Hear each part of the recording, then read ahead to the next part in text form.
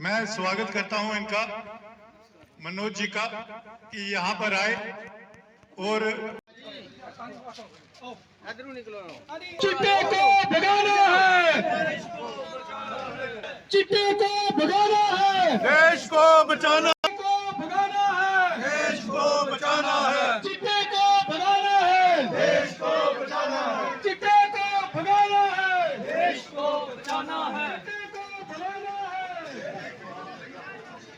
खास करके अपने लोकल लेवल पर उठकर, बूथ लेवल पर उठकर यहाँ से अपने लोगों को संगठित करना है और अपनी आवाज बुलंद करनी है। चाहे नौकरियों का मसला हो, चाहे कॉलेजेस की रिजर्वेशन हो, चाहे मंथली वेतन हो, हर प्रकार की सुविधा, जो मूल सुविधा एक डिस्प्लेस पर्सन को, एक माइग्रेट्स लोगों को मिलती है, वो हमारे समुदाय के लोगों को भी मिले।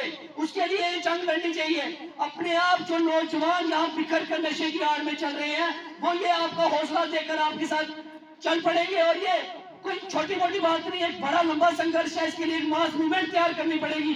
उन नौजवानों को तैयार करना पड़ेगा जो नौजवान बिखर गए हैं। उन नौजवानों को इस गुलदस्ते में जोड़कर लेकर चलना पड़ेगा और इतिहास रचना पड़ेगा कि जो पीओजेके के डीपीज है, वो नौजवान नशे की आड़ में नहीं, वो अपने हक के अधिकारी लड़ाई लड़ने के लिए तैयार बैठे हैं। ये संकल्प लेना पड़ेगा, घर घर से ये संकल्प लेना पड़ेगा। सिर्फ ये मेरा कार्य नहीं, आने वाली पीढ़ी को संभालना है। लोग इलेक्शन लड़ते हैं, नेक्स्ट इलेक्शन लड़ते हैं अपने एजेंडे को। हमने नेक्स्ट जनरेशन को देखते हुए आने वाला जो इलेक्शन होगा, चाहे बूथ लेवल का हो, चाहे पंचायत लेवल का हो, उसको आने वाली पीढ़ी को जो बचाएगा, उस लोगों को वोट देंगे। जो पीओजेके को बचाएगा, उन लोगों के डीपीस की जो मदद करेगा, उन लोगों को वोट देंगे। और अपने लोगों को अगर हम खुद सेव कर सकते हैं, तो हम अपने राइट्स, हमारा जो अधिकार है, मूल अधिकार है, उसके लिए अगर हमें खुद जंग लड़नी पड़ेगी, तो हम में से उठ के एक अधिकारी बीच में से खड़ा होगा और उसको हम जिताएंगे। उस लोगों को बात करेंगे जो हमारे समुदाय की बात करेगा। क्योंकि आज तक हमारा कबीला सबसे पिछड़ा कबीला है। क्योंकि ये चिट्टा, ये पहले पंजाब से होते हुए आज जम्मू कश्मीर की नस्लें तबाह करने में लग गया। और सबसे ज्यादा नस्ल जो तबाह हो रही है, वो हमारे पीओजेके डीपीस की हो रही है। चाहे वो रिजर्वेशन की पॉलिसीज बनाई जाती है, चाहे वो दर-बदर की ठोकरें खानी है, सिर्फ वोट बैंक की राजनीति के लिए पीओजेके के डीपीस के युवाओं के साथ खिलवाड़ किया जाता है। सभी युवाओं को इकट्ठे होकर संकल्प लेना पड़ेगा कि आने वाली जनरेशन को बचाना है, तो हमें संगठित होना है। जैसे और समुदाय के लोग संगठित होकर चलते हैं, हमें संगठित होकर चलेंगे तो एक दिन जम्मू कश्मीर के जो 47 के डीपीस के साथ जो भेदभाव आज तक सरकारें करती है, या 78 वर्ष तक करती आई है, तो ये चिट्टा शिट्टा सब हट जाएगा। हमारे नौजवान दर-बदर की जो ठोकरें खा रहे हैं, उससे बचकर एक अच्छे मुकाम पे पहुंचेंगे। आज भी अपने बलबूते पे, चाहे कोई अधिकारी बैठा है तो वो अपने बलबूते में बैठा है, वो किसी आरक्षण का मोहताज नहीं है। लेकिन जो अधिकार हमारा है, हमारे जोड़ी पूछ के भाई बहनों को देखकर, हमारे जम्मू कश्मीर के, जम्मू, उधमपुर, कठुआ, सांबा के कंडी बेल्ट के लोगों को ना देखकर वो आरक्षण से वो कहीं ना कहीं मोहताज कर रहे हैं। तो हम लोगों को ये संकल्प लेना पड़ेगा और चिट्टे को जैसे जड़ से उखाड़ के फेंकना है, इसी तरह हमारे जो अधिकार है वो हम अपने हक से लेंगे। और एक बार मेरे साथ नारा लेंगे, तख्त बदल देंगे, ताज बदल देंगे, बेईमानों का राज बदल देंगे।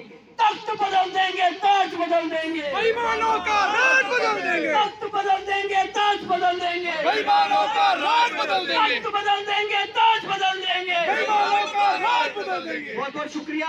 जो ही नौजवान इकट्ठे रहे और संगठित रहे और अपने विषयों से अवेयर रहे।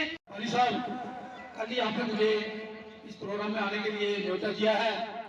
मैं आपको ये विश्वास दिलाता हूँ, कभी भी शरीर ठीक रहा तो आपके साथ छाना बछाना चलता रहूंगा। भाई साहब, एक मेरी आपसे प्रार्थना है कि जो हमारे बोर्ड कैंप के बच्चे जो नशा करते हैं ना, हम एक बार उनके घर चले, उन बच्चों को बोल दें कि ये जो चिट्टा है ना, एक बख्शीनगर के हमारे दोस्त के बेटे की डेथ हो गई, तो माँ बाप तो कभी नहीं बोलते कि इसने डबल डोज ले ली तो मौत हो गई। पुलिस वाले ने हमें बताया कि इसने डबल डोज ले ली हुई है, तो इसका पोस्टमार्टम होना चाहिए कि कम से कम हमें थोड़ी रिसोर्स मिल जाएगी। जब उसका पोस्टमार्टम किया तो डॉक्टर ने बोला कि ये जो चिट्टा मारता था, चिट्टे से इसकी मौत नहीं हुई, चिट्टे के बीच में आजकल एक केमिकल मिक्स किया हुआ पाकिस्तान में, जो जिस भी नशों में जाता है वो नशे भारी हो जाती हैं, वजन उठाने के काबिल हो जाती हैं, आदमी जोश में आ जाता है, कुछ भी कर सकता है। तो ये उन बच्चों के घर में हमें जाना चाहिए, उन बच्चों को या तो हम दाखिल करवा दें, थोड़ा थोड़ा खर्च उठाकर डिपार्टमेंट को दे देंगे, जो मुझे लगता है कि 15-18 हज़ार रुपया वो हॉस्पिटल देते हैं। कम से कम यहाँ से गंदगी, अगर हमारे 18,000 से गंदगी एक नाली की सफाई हो जाती है तो हमारे समाज के लिए बेहतर रहेगा। रही बात पुलिस की, तो पुलिस से हम बार बार ये कहते हैं, पुलिस कहती है जी हमारे पास तो नफरी नहीं है। आप पुलिस से तो जो बहस कर नहीं सकते कि आप भर्ती करो, एक एसएचओ के पास तो पावर है नहीं कि वो भर्ती करे, लेकिन पुलिस का भी कहीं मिली बात जरूर होती है, इसमें कोई दो राय नहीं है। मैं एक आदमी को, यहाँ स्कूल के पास एक लड़का खड़ा था, उसको पता कि इसे कुर्ता में जमा डाला हुआ, इसकी पुलिस जरूर बातों होगी, उसने मोटरसाइकिल तुरंत वापस स्टार्ट कर दिया। मैंने ये भी सोचा कि ये डर भी इसके लिए मेरा बहुत ज्यादा डर है कि ये इसकी पुलिस से बातचीत होती रहती है, ये मुझे पकड़ा देगा। रही बात भाई साहब, इस शमशान घाट में चाहे बाहर का एक गुज्जर एक लड़का आता है, उसको मैंने 2-4 दिन पहले भी बोला था, वो सारा दूध बेचने के बहाने आता है लेकिन बेचता चिता है। उस शमशान घाट में इस प्रोग्राम के माध्यम से हम सभी को बता दें, अपने गांव का कोई भी लड़का अगर उस शमशान घाट में पहुंचता है, पहले तो उसकी वहां सेवा की जाएगी, चाहे वो किसी भी काम के लिए गया हो। आजकल तो ये है नहीं कि बोले हम लैट्रिन बाथरूम करने के लिए कमियों में जाते थे, हर एक घर में आजकल शौचालय बने हुए हैं। कोई भी गांव का लड़का अगर उस शमशान घाट की रेंज में मिलेगा तो वो बख्शा नहीं जाएगा। भाई साहब एक काम हमें ये भी करना है। रही बात गुज्जर की, कोई भी गुज्जर आदमी मोटरसाइकिल आके हमारे इस गाँव में आता है, उसकी चेकिंग की जाए, उसका आधार कार्ड दिया जाए, क्योंकि डाक बंगले में इनका एक टूरिज्म सेंटर बना हुआ है, वहां से ये माल आता है, पूरी बना के लाते हैं, तुरंत पूरी फेंकते और पैसे उठा के ले जाते हैं। आजकल तो ऑनलाइन का भी जमाना है, वो ऑनलाइन पैसे ट्रांसफर करते हैं और पूरी लेके चले जाते हैं। भाई साहब आपको ये पूरा आश्वासन है, कहीं भी यानी कि बोर्ड कैंप गाड़ी का कहीं भी अगर चिट्टे का कोई आदि पड़ा हुआ है, या तो उसे हमें दाखिल करवा दें तो अच्छा रहेगा, नहीं तो वो कई लोगों को और नशे के लिए 4 ग्राम लाता है तो आधा ग्राम दूसरे लड़के को कहते हैं यार मुझे ज्यादा हो जाएगी, आज तक सुना है कि डबल डोज है, मौत हो जाती है, वो भी देखता है ठीक है यार मुफ्त में मिल रहा है। तो ये हमने करना है कि पहले उनके घर जाना है, उनके माँ बाप को बोलते हैं जाते हैं।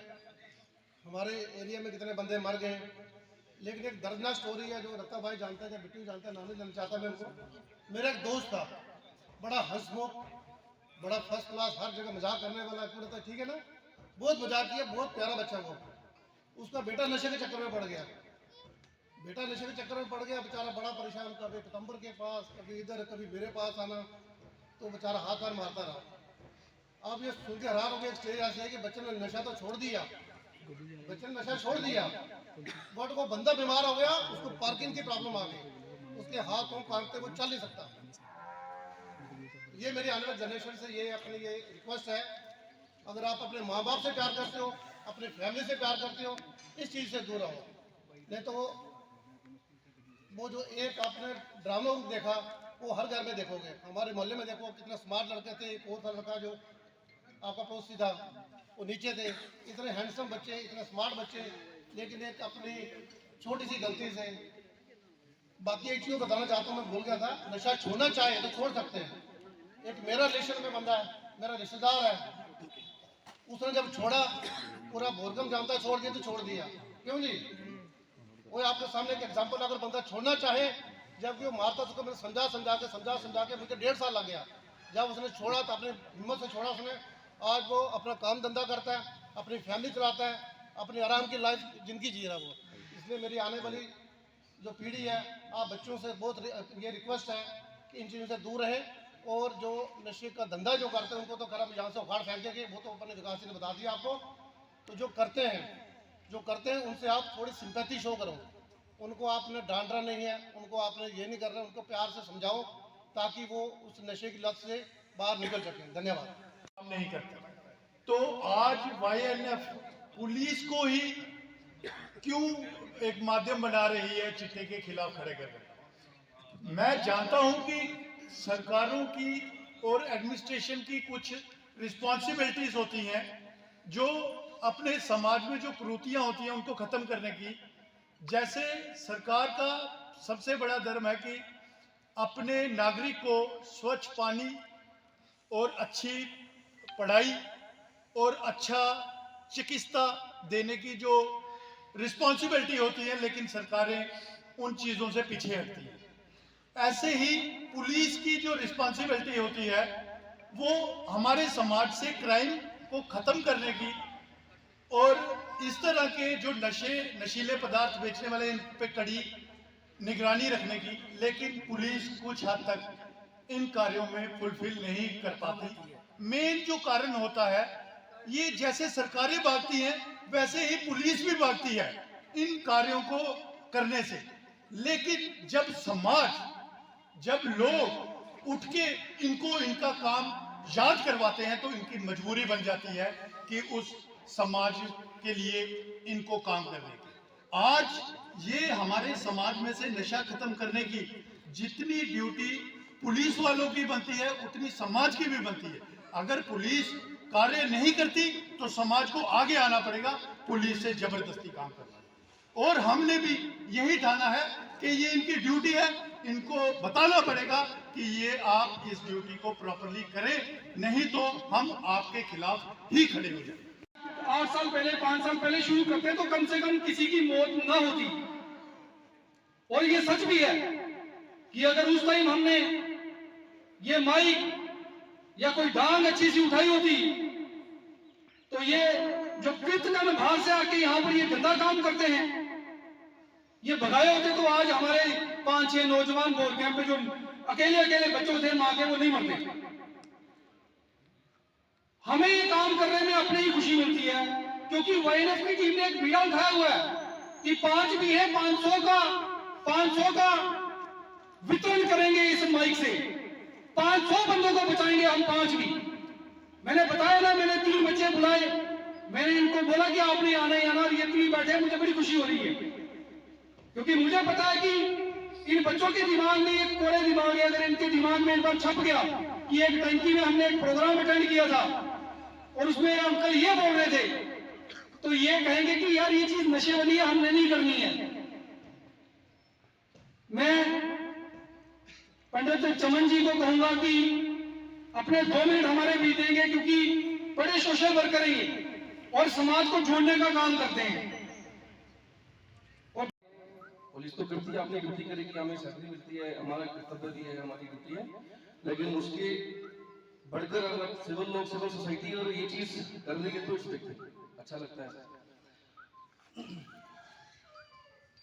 तो ये मेरा बचपन से यहाँ से ताल्लुकात रखते, लेकिन जब यहाँ पे मेरी पोस्टिंग हुई तो मुझे देखने में आया कि कितनी बुरी हालात, चाहे वो किसी भी कम्युनिटी का लड़का, इवन की कुछ लड़कियां भी इन्वॉल्व हो रही हैं चक्कर में ड्रग्स की, तो सोसाइटी में बड़ा शर्मनाक बात भी है। ये मैं कहूँगा कि पुलिस की नाकामयाबी नहीं है, ये नाकामयाबी सबसे पहली है माँ बाप। अगर mother father family peer groups ये जो है अगर अपने बच्चों पे बचपन से ध्यान देंगे तो इतनी नौबत ही नहीं आएगी कि पुलिस को एक्टिव होना पड़े।